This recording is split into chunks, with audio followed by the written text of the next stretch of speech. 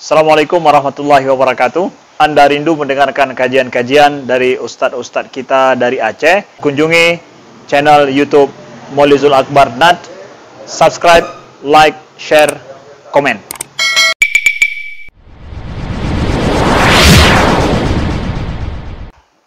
Masalah tidak tahu berapa jumlah yang sudah kita tinggalkan.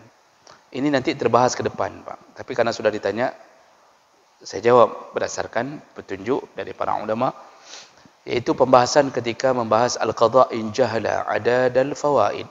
Tidak tahu berapa jumlah yang harus diqadha. Kalau menurut mazhab Maliki, Syafi'i dan Hambali, jumhur ulama selain Hanafi, Maliki, Syafi'i dan Hambali menjawab sama, yajibu alaihi ayyaqdi hatta yatayaqqan bara'ata zimmatihi minal furud. Orang yang enggak tahu lagi berapa jumlah yang harus dia qadha, dari SMP enggak salat, mau hitung berapa kali juga bingung karena dia lupa dari kelas berapa dia enggak salat. SMA ada salat sebentar, lalu tinggal lagi. Nah, enggak tahu lagi berapa, maka wajib baginya mengqadha sampai yakin dia sudah lepas dari jumlah itu. Jadi ya menghitungnya lebih, yakin itu lebih. Nah, masih kalau SMP ada 2 tahun enggak salat, SMA ada 2 tahun enggak salat, berarti paling yakin 4 tahun. Tinggal jumlahkan 1 tahun 365 hari kali 5 wate dalam setahun, berarti 1095 kali salat. Itu setahun kali 4. So guru matematik.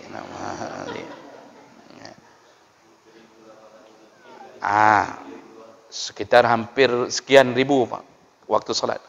Itu harus yakin sampai ke situ. Tidak perlu menghitung secara detail, yakinnya berapa tahun. Itu yang harus diambil. Nah, wala yalzimu ta'yin az-zaman, tidak wajib menentukan zamannya. Di sini pandangan jumhur ulama. Itu pertanyaan yang kedua tadi. Enggak mesti duhur harus habis duhur, asar harus habis asar. Mengikuti hadis Nabi tadi. Nabi pernah mengqadha salat duhur, asar, maghrib di waktu isya. Jadi ada 2 metode.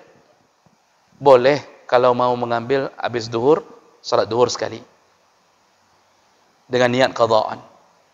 Atau boleh juga sebelum salat duhur. Karena dia enggak menentukan waktu, Pak. Karena memang sudah lewat, waktunya sudah lewat, sudah puluhan tahun yang lalu lewatnya. Jadi kita lakukan sebelum duhur. Misal sudah azan duhur, kita ambil dulu qadha sekali. Lalu kita baru salat sunnah, baru kita ambil, boleh. Atau mau melakukannya setelah duhur. Kita lakukan seperti itu, habis asar sekali asar, subuh sekali habis subuh, sampai 4 tahun, boleh.